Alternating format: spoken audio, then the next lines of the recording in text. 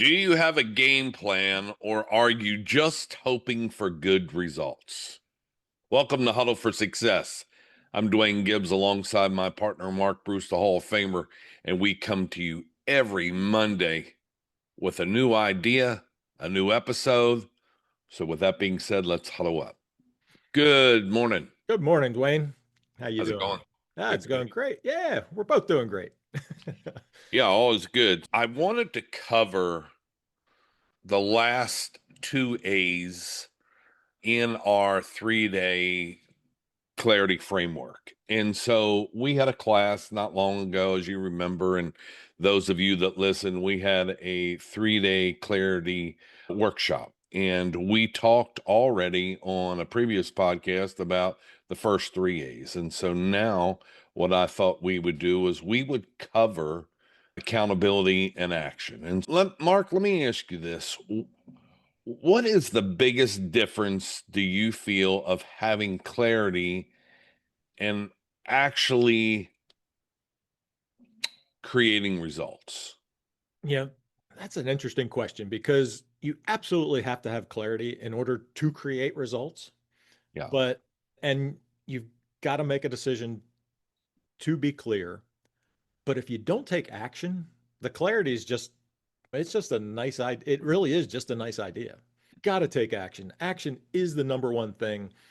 Bob always taught me lesson two in our thinking into results. It's the knowing doing gap. It's not the knowing thinking gap. It's the knowing doing gap because you've got to do once you know what it is that you want to do. And you've got to you've got to have accountability to actually do it. At least I know that's one of the reasons I'm part of a mastermind group and I've been part of a mastermind group forever is because I know that when I commit to my team members and my mastermind, that I'm going to do it.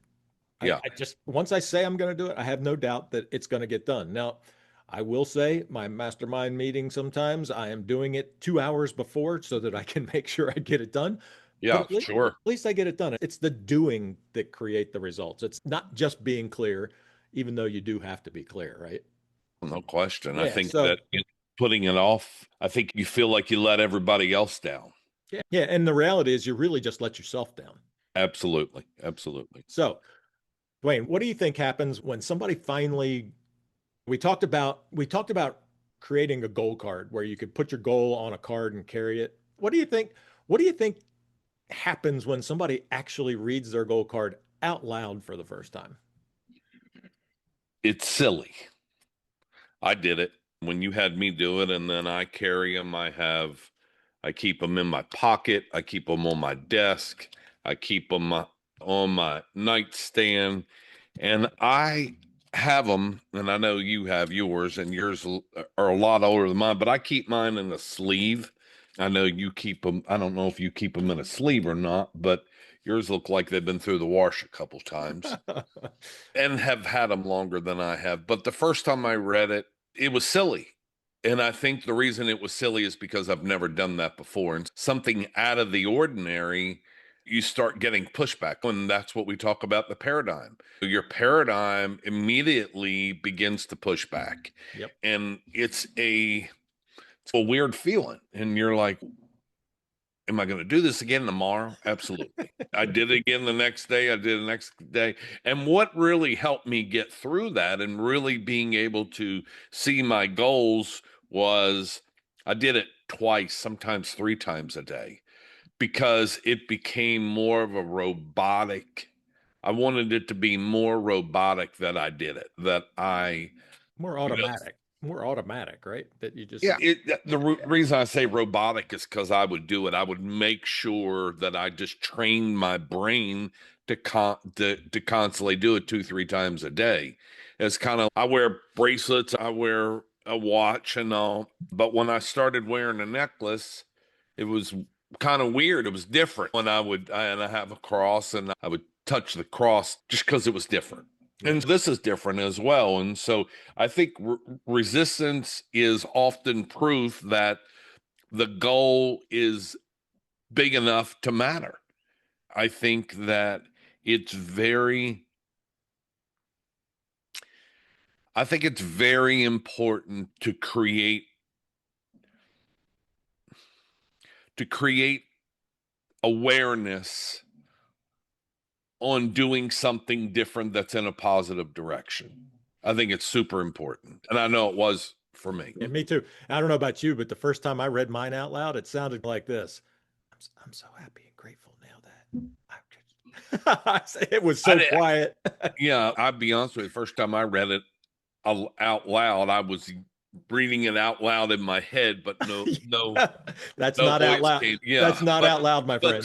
but to me it was. And so Yes. Yeah. but no, I think with being able to create some type of having that resistance is often proof that the goal is big enough to matter. And so that's exactly it. I think that says it all. Yep.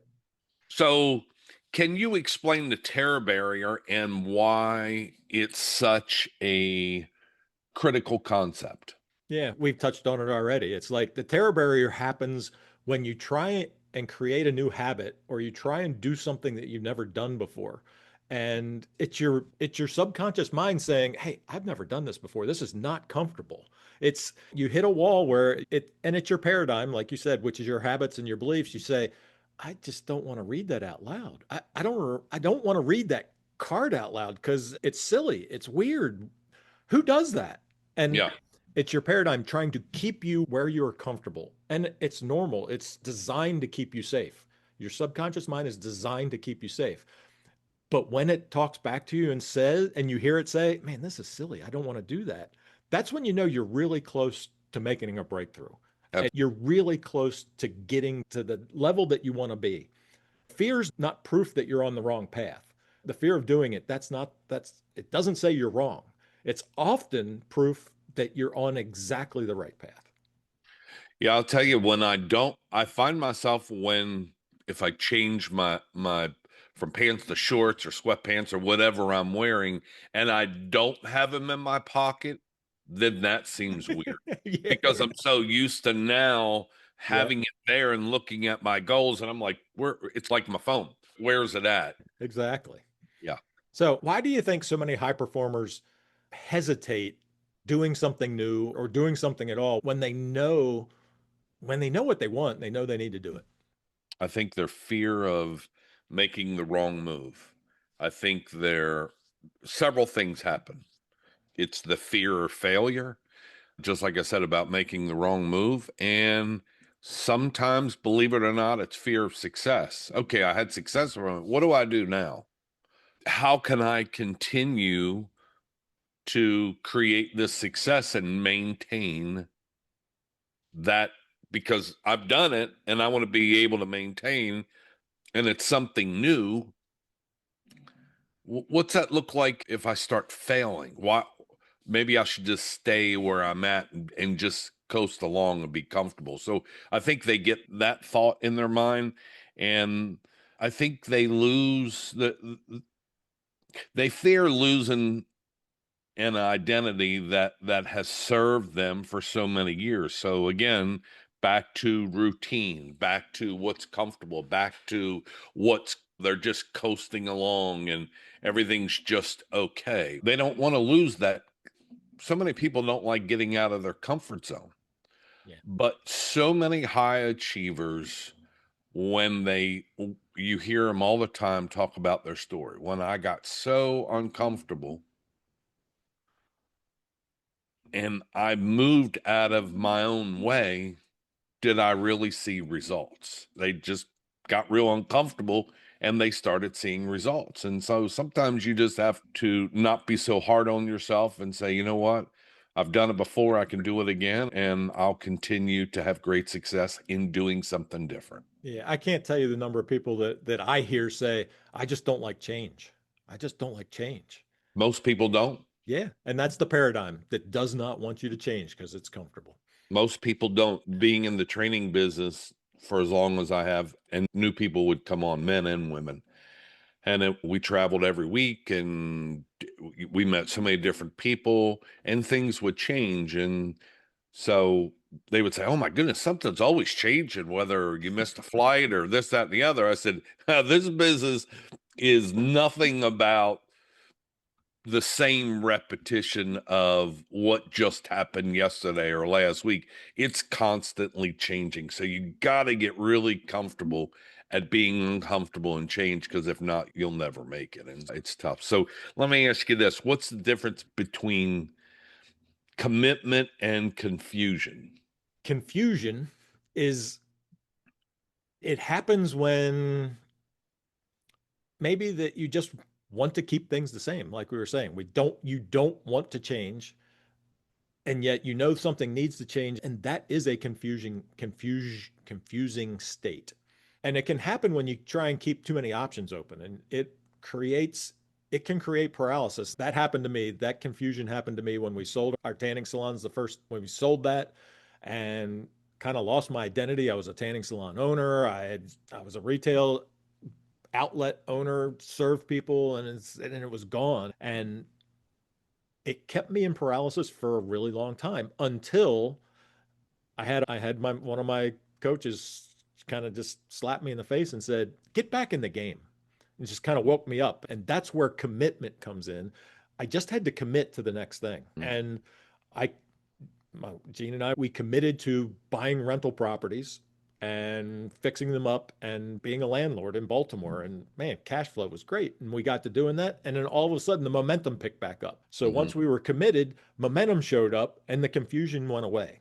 If you feel confused, if you're not sure what the next step is, sometimes it's just one question or one statement from somebody that can get you out of that confusion and get you committed to at least taking the next step. I will tell you, I did not like being a landlord after I did it for a while. I thought I was going to love it, but that's how I met you. It's okay. Now it's time to get out of the landlording business. I've learned this game. I want to buy notes. I want to be the bank. I don't want to be the landlord because you have the same cash flow. You can maybe even have better cash flow, and you don't have the property manager problems. You don't have the tenant problems. You don't. I could go down that rabbit hole forever, but so, yeah, and that kind of reminds me is there is a difference between being committed and being confused. What do you think changes the most when somebody becomes fully committed to their goal? I think being overwhelmed turns into clarity and confidence. They become more clear, they become more confident, they have more confidence in themselves of being able to hit that goal, and they're committed and they start succeeding. That energy increases because alignment removes internal conflict. I think that sometimes you have demons and things that you battle inside, but once you commit to your goals and you start hitting your goals. You and I are big on many wins, Yeah. but make audacious goals, to where it's so unbelievable right now that initially, again, the terror bear is going to push back and say, there's no way you're going to hit that. And if you feel that, please understand that's okay. But and that's what it's supposed to do. But you have to start thinking, I'm going to hit that regardless of how far out this is. I'm going to hit that goal. It's going to happen. Because I can tell you there have been several times that I've been at my lowest low and my highest high, and it's been up and down, and it's all learning lessons. But when I've been down, I'm like, "Hey, it's fine. It's a pattern. It's no different than the moving market. It doesn't scare me that, okay, we're in a transition state and it's going to go back up. Does it become mindful? It should. Do you get worried about it? I think once you have had so many highs that it creates that confidence. Mark, last question. Let me ask you this. Okay. If someone only remembers one thing from the entire 5A's workshop, what do you think that should be? It was the 5 A's to clarity workshop. I think clarity is a decision. It's not a destination. It's not a final destination. Becoming clear, it's a decision that you make. It's You decide that I'm going to take the next step. I may not know all the steps I need to take to get to my final goal or to where I want to be. But if I make the first step, if I decide, because you've got to decide to take that first step.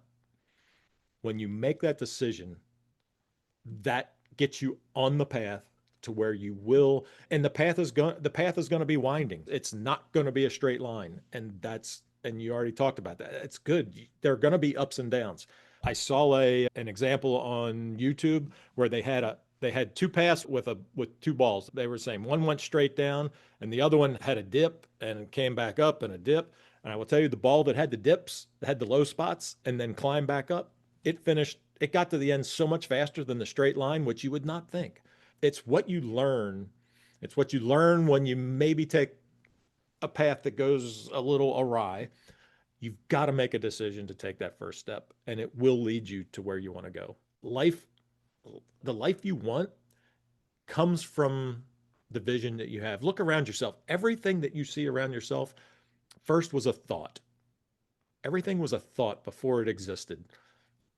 You've got to have the thought of what life if you can think it. I listened to Bob tell one of these things today is if you can think it, you can have it. You just have to make a decision to take that next step. So that's what I'd say. Clarity is a decision. It's not a destination. Make a decision that you're going to clearly go after what you want. Yeah. Yeah, I love it. I love it. And I will say this in closing. Clarity isn't a destination. It is a decision.